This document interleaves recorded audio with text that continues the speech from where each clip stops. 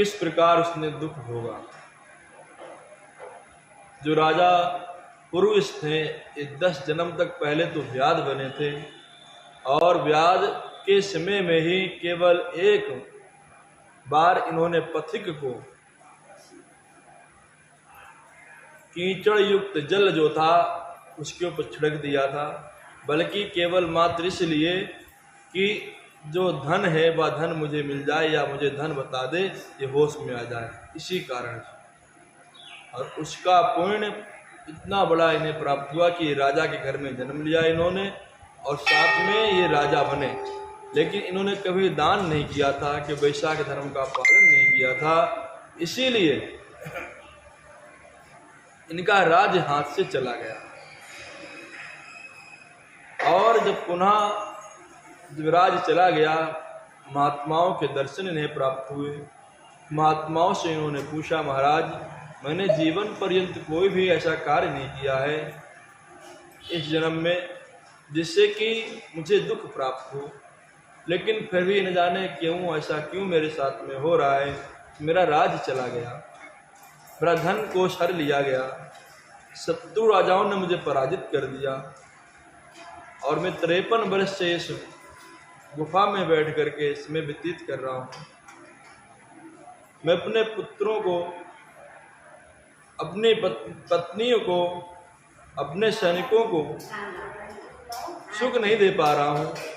मैंने जबकि प्रजा का पालन पुत्रवत किया है, फिर भी न जाने क्यों दुख प्राप्त हो रहा है। तो संतों ने कहा कि देखो भाई ऐसा है, तुमने इस जन्म में तो कोई गलत काम नहीं किए हैं, लेकिन तुम पहले पूर्व जन्म में 10 जन्मों तक व्याध लगातार बनते रहे। उस समय आपने कोई ऐसा पूर्ण कर्म नहीं किया जिससे कि आपको राज्य प्राप्त हो सके, स्थिर राज्य की प्राप्ति हो सके। अगर तुम चाहते हो कि मुझे पुनः राज्य प्राप्त हो, तो इसके लिए तुम वैशाख धर्म का पालन करो। इस वक्त जो तुम्हारे पास उपलब्ध है उसी से प्याव लगवाओ, दान करो। राजा ने अपने सैनिकों को आज्ञा दी और स्वयं प्याव लगवाया, वैशाख धर्म का पालन किया, और संपूर्ण लोगों से, जिन लोगों से करवा सकता था उसने वैशाख धर्म का पालन करवाया, जिसके कारण उसे पुनः राज्य प्राप्त हो गया। और अब की बार जब राज्य प्राप्त हुआ तो बहुत प्रभावशाली राजा बन करके राज्य करने लगा, चक्रवर्ती सम्राट बन गया और स्थिर राज्य की उसे प्राप्ति हो गई।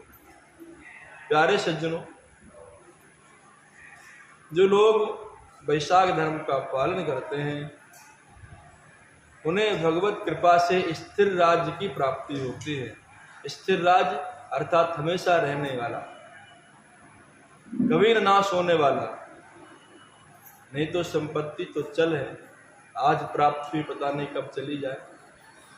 लेकिन जो लोग भगवान की शरण से, शरण में जाकर के प्राप्त करते हैं, भगवत कृपा से प्राप्त करते हैं, उन्हें थोड़े समय के लिए नहीं, हमेशा हमेशा के लिए प्राप्त होती है। और फिर उसने संपूर्ण राज्य में, ध्यान देना, वैशाख धर्म का लोगों से पालन करवाया।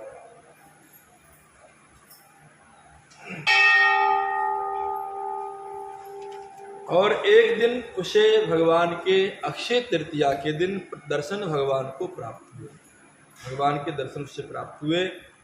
उस राजा ने जब भगवान को देखा, पुरुष ने जब भगवान को देखा तो बड़े ही आकुल नेत्रों से भगवान की तरफ देखता रहा। कुछ समय के बाद वह उठा और भगवान के चरणों को धोया, चरणामृत लिया, अपने सर पर फेंका और भगवान को बहुमूल्य चीजें भेंट की, अर्पण की। जो उसके पास सबसे मूल्यवान थी वह उसने भगवान को समर्पित कर दी। उसके बाद धूप, दीप, पुष्पमाला, चंदन, नैवेद्य आदि समर्पण करके भगवान से प्रार्थना करने लगा, सुंदर स्तुति करने लगा। हे प्रभु, आप जगत को रचने वाले हैं, आप ही जगत के पालन करता है और आप ही जगत के संहार करता है। आप बड़े बड़े ब्रह्मादिक द्वारा सेवित हैं, ऋषियों के ध्यान करने योग्य आप ही हैं और आप ही मूढ़ व्यक्तियों की बुद्धि को हरण करके उन्हें मुंह में डाल देते हैं। आप ही समस्त मनोकामनाओं को पूर्ण करने वाले हैं। ध्यान से सुनना, बहुत सुंदर प्रार्थना है भगवान की। आप ही संपूर्ण मनोरथ को पूर्ण करने वाले हैं। आप ही पाप नाशक हैं और प्रभु आप ही तीर्थ स्वरूप हैं। आपके स्मरण करने मात्र से ही सदगति जीव को प्राप्त हो जाती है। हे निर्गुण विश्व मूर्ति, मैं आपके चरणार बिंदुओं को भूल करके तृषा से व्याकुल होकर के इधर उधर अनेक योनियों में भटकता रहा। मैंने कभी दान नहीं किया, ना कभी साधुओं की सेवा की, ना ही कभी आपकी कथा सुनी। जिस अपराध से शत्रुओं ने मुझ पर आक्रमण करके मेरे राज्य को छीन लिया, मुझे पराजित कर दिया, मेरा सब वैभव नष्ट हो गया था। वन में गया, वहां जाकर के गुरुओं का मैंने स्मरण किया। गुरुओं ने आकर के मुझे दर्शन दिया, उन्होंने सद्मार्ग बताया, दुख से छूटने का उपाय बताया, वैशाख धर्म के कार्य बताए, जिन्हें करके मैं पुनः वैभव को प्राप्त हुआ, मुझे पुनः राज्य प्राप्त हुआ। मैंने अग्नि, सूर्य, चंद्रमा, तारागण, पृथ्वी, जल, आकाश, वायु, वाणी, मन की, इनकी कभी उपासना नहीं की है, क्योंकि ये उपासनाएं शीघ्र फल नहीं देती हैं। ये उपासनाएं बहुत समय तक की जाती हैं, तब कहीं जाकर के फल इनका प्राप्त होता है प्रभु। लेकिन महात्माओं का दर्शन, ध्यान देना, सदपुरुषों का दर्शन, महात्माओं का दर्शन तत्काल पाप नाश कर देता है।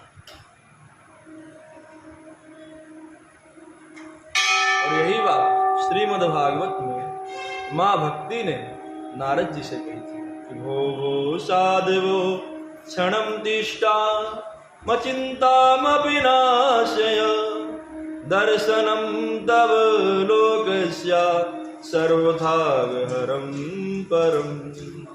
हे साधु, तुम कहाँ जा रहे हो? 2 मिनट के रुक जाओ, क्योंकि साधु पुरुषों का दर्शन क्षण भर में समस्त पाप पुंज को नष्ट कर देता है। कितना भारी क्यों ना पाप हो, लेकिन अगर आपको सच्चे साधु के दर्शन प्राप्त हो जाएं तो क्षण भर में वह पाप नष्ट हो जाएगा। उसकी कृपा से 2 मिनट सत्संग में यदि आपको प्राप्त हो गया तो आपका कल्याण हो जाएगा। लेकिन आपकी बुद्धि को भी धारण करना पड़ेगा। सत्संग जो है प्राप्त तो हो जाए बड़े बड़े महापुरुषों का, लेकिन यदि आपकी बुद्धि ने धारण नहीं किया तो वो सत्संग व्यर्थ चला जाएगा, साधु पुरुष का दर्शन भी व्यर्थ चला जाएगा। पुरुष कहते हैं प्रभु साधु पुरुषों की सत्संग, साधु पुरुषों का दर्शन क्षण भर में पाप को दूर कर देता है, दुख को दूर कर देता है। ऐसे इच्छा रहित जो महात्माओं का मन आपके चरणों में हमेशा लगा रहता है, ऐसे महात्मा तो बड़े भाग्यों से ही प्राप्त होते हैं। प्रभु, मुझ पर संतों ने बड़ा अनुग्रह किया, उस अनुग्रह से मुझे आप प्राप्त हुए। आज मैं साक्षात आपके दर्शन कर रहा हूँ। हे जगन निवास, हे देवेश, आप प्रसन्न हो आइए, जिससे आपके चरण कमलों में मेरी स्मृति हो। हे प्रभु, आपके चरण संसारिक दुखों का नाश करने वाले हैं और इन्हें छोड़ करके मैं कहाँ जाऊँ। प्रभु, अब तो मुझे मेरे अंदर किसी प्रकार की तृष्णा नहीं रह गई है। अब मुझे पुत्र की चाह नहीं है, स्त्री की चाह नहीं है, राज्य की चाह नहीं है, धन की ना चाह नहीं है। अब तो केवल बस आप में ही मेरी मति और गति होती जा रही है। मेरा मन केवल आप में ही लगा हुआ है। प्रभु, आज मैं आपसे वरदान मांगता हूँ, ध्यान देना। जीव क्या होता है, जीव भगवान के सामने जाकर के भी भगवान से भगवान को कभी नहीं मांगता है। केवल बात सोचता है प्रभु हम अच्छे रहे, हमारा परिवार अच्छा रहे, धन संपत्ति आती रहे, बच्चे की नौकरी लग जाए, लड़का जल्दी जो है पास होकर के नौकरी करने लगे, कहीं नौकर बन जाए, लड़की की जल्दी शादी हो जाए, बस यही कामनाएं इंसान की होती है। लेकिन जिस राजा ने संपूर्ण इच्छाओं को त्याग दिया, तो प्रभु मेरी अब कोई इच्छा नहीं रह गई है। इस संसार में सबसे बड़ी तीन इच्छाएं होती हैं, सुत, वित्त, नारी, ईशना तीनी। इंसान के अंदर यही होता है कि किसी प्रकार पुत्र हो जाए, सुत वित्त पैसा आ जाए, जिसकी शादी ना हो रही शादी हो जाए। नेह कंचन तजना सहज सहज प्रिया का नेह, और मान बड़ाई ईर्ष्या दुर्लभ तजना ये। मान बड़ाई ईर्ष्या ये त्यागना बहुत ही कठिन होता है। प्रभु मेरी किसी प्रकार की इच्छा नहीं रह गई है, मेरी मन की गति बस आप में होती जा रही है। प्रभु जब जीव पर आपकी कृपा होती है तब कहीं जाकर के संतों के दर्शन होते हैं। हे प्रभु मेरी बुद्धि अब आप में ही लगी रहे, मेरा मन आपके चरणारविंदों में लगा रहे, मेरी वाणी आपकी दिव्य कथा कहने में लगी रहे, और मेरे ये कान सदा आपकी कथा सुनने में लगे रहे, जिह्वा सदैव आपके गुणानुवाद करती रहे, नासिका आपके चरणों की मकरंद सुनने में प्रवृत्त रहे, और ये मंदिर हमेशा आपके जहाँ पर स्थल है, जहाँ पर मंदिर है, वहाँ पर जहाँ आप निवास करते हैं मुख्य रूप से, वहाँ आपकी साफ सफाई में लगे रहें, और ये मेरे पांव हमेशा तीर्थों की तरफ, मंदिरों की तरफ लेकर के जाते रहें। आप जहाँ पर आपकी कथा हो रही हो वहाँ पर लेकर के जाते रहें, और मूर्धार्थात मस्तक सदैव आपके चरणों में झुकता रहे। आपके बारे में विचार करती रहे, साधु संगत और आपकी श्रेष्ठ कथाओं के गान करने में मेरा दिन व्यतीत हो। प्रभु हे प्रभु एक पल व आधा पल भी आपके प्रसंग बिना कभी व्यतीत ना हो। हे नारायण मैं संपूर्ण पृथ्वी का राज, पुत्र, पौत्र आदि आज किसी की इच्छा नहीं करता हूँ आपके सामने, केवल बस आपके चरणों की सेवा की इच्छा करता हूँ। जिन चरणों की सेवा माँ भगवती लक्ष्मी, ब्रह्मादि भगवान शिव करते हैं, और भगवान शिव ब्रह्मादि बड़े बड़े ऋषि मुनि केवल एक झलक पाने के लिए उन चरणों की न जाने कितने हजारों वर्ष तक तपस्या करते रहते हैं। राजा की ऐसी सुंदर प्रार्थना सुनकर के पूज की भगवान नारायण बोले,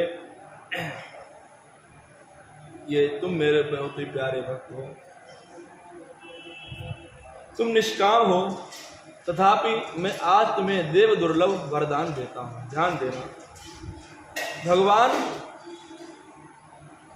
आप मांगे या ना मांगे, भगवान सब कुछ जानने वाले हैं, और जो आपके लिए श्रेष्ठ होगा वो आपको भगवान अपने आप ही दे देंगे।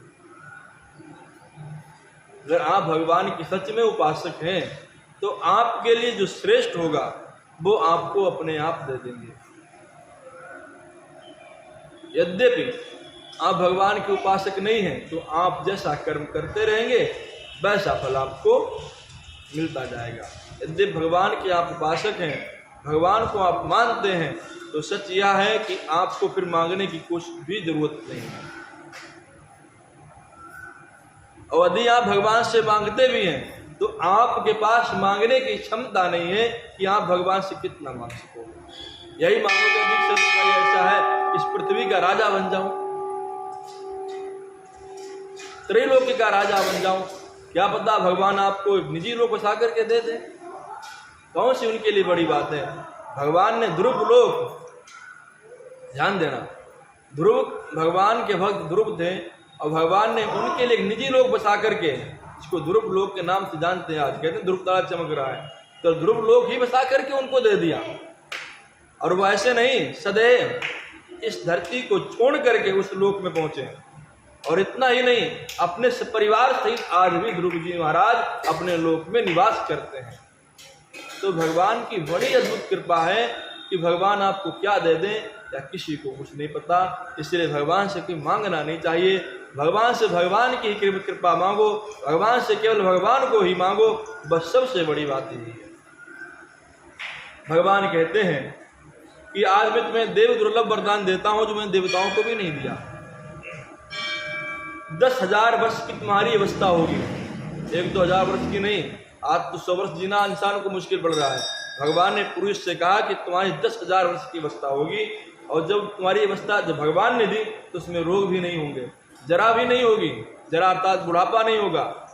तो हर इंसान बेचारा बुढ़ापे से बहुत डरता है। तो भगवान की यदि कृपा हो जाए, देखो राम जी हुए, राम जी संसार में आकर कभी बूढ़े नहीं हुए थे, क्यों? वह भगवान थे। भगवान कृष्ण हुए तो वह आकर के यहाँ बूढ़े नहीं हुए, क्योंकि वह भगवान थे। भगवान को जरा नहीं घेर सकती है, रोग नहीं घेर सकते हैं। तुम और दिव्य धन संपत्ति मैं तुम्हें प्रदान करता हूं, साथ में मैं तुम्हें अपनी दृढ़ भक्ति प्रदान करता हूं, और अंत में जब तुम्हारे 10,000 वर्ष पूरे हो जाएंगे तब तुम्हें सायुज्य मुक्ति प्राप्त होगी। जो प्राणी तुम्हारी की हुई इस स्तुति को गान करेगा, ध्यान देना, गान करेगा अथवा सुनेगा, उससे प्रसन्न होकर के भक्ति और मुक्ति दोनों प्राप्त होंगी।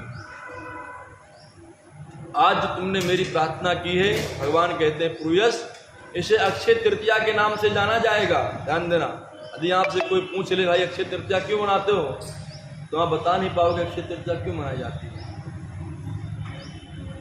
क्योंकि वैशाख की सबसे महत्वपूर्ण तिथि केवल मात्र कौन सी है? अक्षय तृतीया है। इस दिन पुरुष को भगवान ने दर्शन दिए थे साक्षात, इसीलिए बहुत ही महत्वपूर्ण तिथि है। भगवान कहते हैं आज की तिथि को अक्षय तृतीया के नाम से जाना जाएगा। जो इस दिन प्रातःकालीन सूर्योदय से पहले स्नान करेंगे, दान करेंगे, अथवा जो हमारी आपने जो की प्रार्थना, ये प्रार्थना सुनेंगे, हमारे और भी आपके बीच का जो संवाद सुनेंगे, उन्हें निस्संदेह मुक्ति और भुक्ति दोनों प्राप्त होंगी, अर्थात संसारिक भोग और अंत में मोक्ष दोनों ही प्राप्त होंगे। गौदान करने से संपूर्ण संपत्ति उसे प्राप्त होगी यदि अक्षय तृतीया के दिन करेगा। वैल दान करने से उसके सब पाप नष्ट हो जाएंगे, अकाल मृत्यु से छूट जाएगा, उसे दीर्घ आयु की प्राप्ति होगी। साथ में पितृश्रों के निमित्त श्राद्ध करने वाले, ध्यान देना, अक्षय तृतीया के दिन पितरों के निमित्त श्राद्ध करेंगे, उनके ऊपर पितृश्वर प्रसन्न होंगे और उन्हें अक्षय फल की प्राप्ति होगी। मैं वैशाखोत्सव धर्म करने से अत्यंत प्रसन्न होकर के व्यक्ति के मृत्यु, जरा, जन्म, भय, पाप सब नष्ट कर देता हूँ। जो वैशाख धर्म का पालन करते हैं, भगवान कहते हैं उनकी मृत्यु, जरा, जन्म, भय, पाप ये दुख के कारण होते हैं, सबको नष्ट कर देता हूँ, जिससे करने से अक्षय पद की प्राप्ति होती है। जो प्राणी यदि मेरे चरणों का स्मरण करता है, यदि इस प्रकार का विचार करता है, तो मैं उसके पाप तत्काल उसी क्षण नष्ट कर देता हूँ। तुम गुरु के उपदेश से वन में वैशाख के धर्मों पर हुए मेरी आराधना में लगे रहने से तुम्हें सही वस्तु प्राप्त हो गई है। तुम्हारे सद्धर्म से प्रसन्न होकर के मैं तुम्हें इच्छित दर्शन दिए, वरदान दिया। अब तुम देवताओं को भी दुर्लभ इच्छित भोगों को भोगो। अब तुम जो है इसके बाद, आज के बाद से जो देवताओं को भी भोग नहीं प्राप्त होते हैं, उन दिव्य भोगों को तुम भोगो। हे देवदेव जनार्दन, राजा को ऐसा वरदान दे करके वहीं अंतर्ध्यान हो गए। राजा भी प्रसन्न होकर के पृथ्वी पर शासन करने लगा। राजा गुरु और महात्माओं से सत्संग करने लगा, नित्य प्रति ज्ञान की प्राप्ति करने लगा। वास्तव भगवान के अतिरिक्त किसी को नहीं मानता था। वह वैशाखोत्सव धर्म के बार बार करने से जिनके प्रभाव से वह पुत्र पौत्र आदि में उसकी वृद्धि हुई, सभी उसके मनोरथ पूर्ण हुए। अंत में चक्र प्राणी विष्णु भगवान की सायुज्य मुक्ति को वह प्राप्त हुआ। और जो इस परम सुंदर खान को सुनते हैं, सुनाते हैं, वह सब पापों से मुक्त रहते हैं और भगवान विष्णु के परम पद को प्राप्त होते हैं। प्यारे सज्जनों, ध्यान देना, राजा पुरुयश भगवान के दर्शन करने के बाद, भगवान से वरदान प्राप्त करने के बाद फिर भी वह सत्कर्म करता ही रहा और नित्य प्रति भगवान की भक्ति में लगा रहा। तो यद्यपि अगर आपको भगवान के दर्शन हो जाए, भगवान की कृपा हो जाए, सब कुछ प्राप्त हो जाए, तो ऐसा ना हो कि भगवान की भक्ति छूट जाए। ऐसा नहीं करना चाहिए और केवल मात्र भगवान के प्रति सेवा में लगे ही रहिए। बोले गोविंद भगवान की जय। ओ जय जय राधा रमण गिरधारी, गिरधारी श्याम बनवारी। जय जय राधा रमण गिरधारी, गिरधारी श्याम बनवारी, बनवारी श्याम